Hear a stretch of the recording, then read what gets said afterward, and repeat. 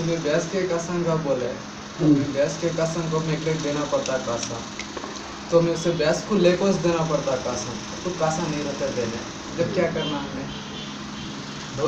एक बार फिर अपना सवाल दोहराइए।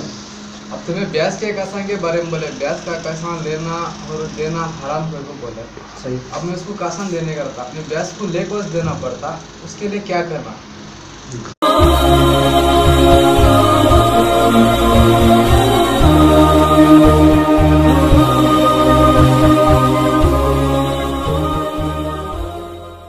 भाई साहब का सवाल ये है कि अभी तकरीर में हमारे शेख साहब ने बयान फरमाया कि ब्याज का काम नहीं करना चाहिए और मुसलमान इसमें मुलविस है और ये बहुत बड़ा गुनाह है।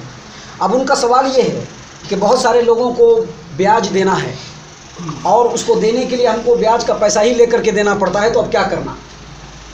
तो इस सिलसिले में बड़े ही अफसोस के साथ मैं आपको बतला दूँ कि बहुत सारे मुसलमान जानबूझ करके भी और बहुत सारे मुसलमान नादानी में भी सूद के कामों में बिल्कुल मुलविस हो गए। लेकिन इस सिलसिले में मेरे एक बहुत ही मुखलिस और बड़ी ही बेहतरीन आलिम का एक कौल है जो मैं आपको नकल कर देता हूँ। उन्होंने कहा कि ज़िंदगी में अगर सूद लेने और देने की बात आए तो उसके बदले में मर जाना मंजूर कर लेना, लेकिन सूद की तरफ में जाना। और फरमाइए क्यों? इसलिए कि सूद के ताल्लुक़ से नबी सल्लल्लाहु अलैहि वसल्लम का फरमान बड़ा ही वाज़ेह और क्लियर है, कोई उसमें एच पेच नहीं है, कोई लाग लपेटा नहीं है, कोई लाग लपेटा नहीं उसमें। क्या अल्लाह के रसूल सल्लल्लाहु अलैहि वसल्लम फरमाते हैं, सही मुस्लिम किताबुल मुसाक़ात की रवायत है, लअना रसूल अकरम सल्लल्लाहु अलैहि वसल्लम के बारे में सहाबी रसूल फरमाते हैं, लअना रसूलुल्लाह सल्लल्लाहु अलैहि वसल्लम आकिल रिबा व मुकिलहु व कातिबहु व शाहिदहु। और फिर नबी सल्लल्लाहु अलैहि वसल्लम ने क्या फरमाया? वहुम सवा, गुनाह में सब बराबर है। क्या मतलब? मतलब ये कि अल्लाह के रसूल सल्लल्लाहु अलैहि वसल्लम ने सूद लेने वाले, सूद देने वाले, सूद के बारे में लिखने वाले, अब सूद के बारे में लिखने वाले कहाँ कहाँ होते हैं?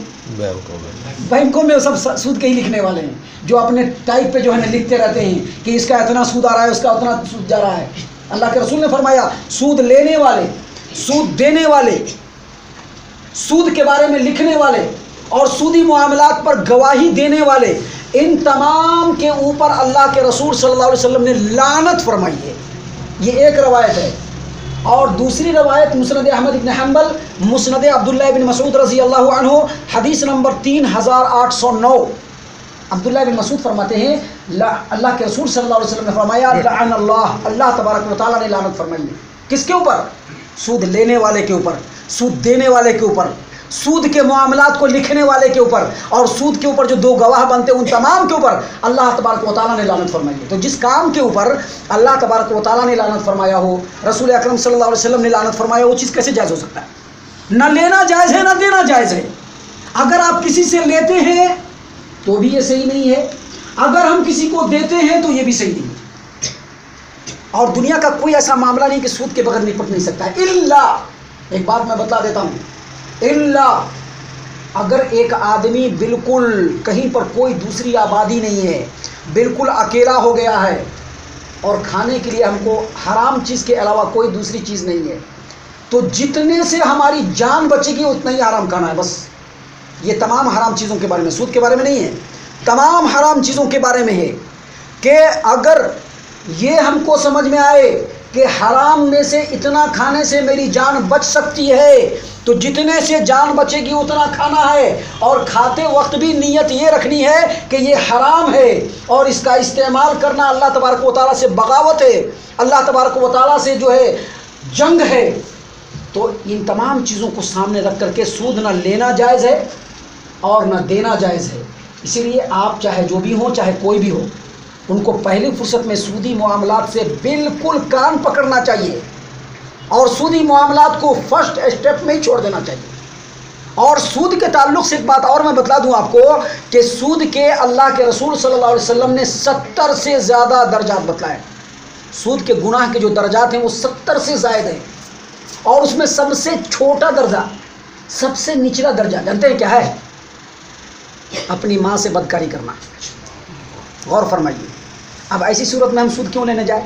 लिहाजा आपके साथ जो भी मामला है उसको पहले फिनिश कीजिए। अल्लाह तबारक व तआला ने आपको पैदा किया है, اللہ تبارک و تعالیٰ کے آپ بندے ہیں. اللہ تبارک و تعالیٰ نے قرآن کریم میں اپنے بندوں کو مخاطب کرتے ہوئے بڑے ہی واضح انداز میں اور بہت ہی کلیئر بتلا دیا. کیا بتلا دیا؟ یا عبادی الذین آمنوا ان ارضی واسعۃ فإیایا فاعبدون. اے ایمان والے بندو، اے میرے ایمان والے بندو. جب اللہ تبارک و تعالیٰ نے ایمان والے بندے کہا تو بے ایمان سب چھٹ گئے.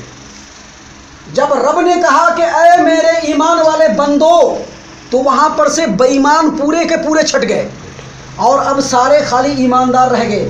کہا کہ اے میرے ایمان والے بندو ان ارضی واسعۃ، میری زمین بڑی کشادہ ہے، میری زمین بڑی کشادہ ہے، لہذا تم کو چاہیے کہ تم میری ہی بندگی کرو.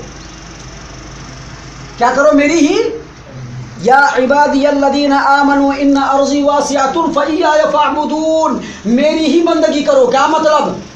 مطلب یہ کہ روزی کے لیے مرو مت، رزق کے لیے مرو مت. رزق میرے پاس ہے، زمین میری ہے، تم کو زمین سے پیدا کیا ہے اور اس آسمان اور زمین میں تمہاری روزی رکھی ہے. تم روزی کے لیے مرو مت، ہم تم کو ہر حال میں روزی دیں گے. تمہارا کام بس اتنا ہے کہ تم میری فرما برداری کرو. اور نبی اکرم صلی اللہ علیہ وسلم کا واضح ترین فرمان المستدرک علی الصحیحین کی روایت، نبی صلی اللہ علیہ وسلم نے فرمایا جبرائیل امین علیہ السلام آئے اور مجھ کو وحی کی، میرے دل میں بات ڈالی کہ اس دنیا کے اندر جتنی بھی جان ہے، جتنے بھی جان کو ہم نے بھیجا ہے، اللہ تبارک و تعالیٰ فرماتے ہیں کہ ہر ایک اپنا رزق مکمل کرنے کے بعد ہی مرے گا. جتنے بھی جاندار ہیں سب اپنا رزق مکمل کرنے کے بعد ہی مریں گے. لہذا اے لوگو، اگر رزق تلاش نہ ہو فاجملوا فی الطلب، رزق تلاش کرنے میں اچھائی اختیار کرو، نیکی اختیار کرو، اللہ کے حکم کی فرمان برداری اختیار کرو. کیونکہ اللہ تبارک و تعالیٰ کے بتائے ہوئے طریقے سے بھی تم کو رزق ملے گا، اور اگر تم برا رستہ اختیار کر کے رزق تلاش کرو گے تو بھی تم کو رزق ملے گا.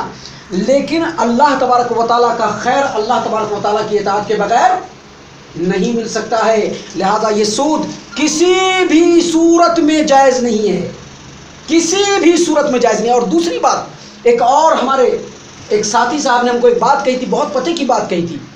ابھی بدن پہ کیچڑ لگ گیا یا کپڑے میں کیچڑ لگ گیا، کس طرح سے دھوئیں گے آپ اس کو؟ کیچڑ اور ڈال کر کے دھوئیں گے یا پاک پانی سے دھوئیں گے تب جا کر کے جائے گا؟ تو اگر سودی قرض ہمارے اوپر کبھی کسی زمانے میں آ گیا ہے تو اس کو دھونے کے لیے پھر سود کہاں سے کیوں لینا؟ کیا کیچڑ سے کبھی کیچڑ دھلا ہے؟ کیچڑ بھی پانی سے ہی دھلتا ہے. اور پاک رزق یہ پانی ہے پاک.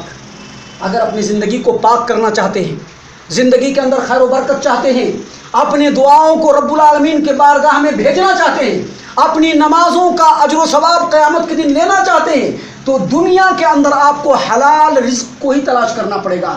حرام رزق سے آپ کو کچھ بھی نہیں ملے گا، نہ دنیا اور نہ آخرت. سمجھ میں بات آ گئی؟ اللہ تبارک و تعالی ہم تمام کو حلال رزق تلاش کرنے کی توفیق عنایت فرمائے.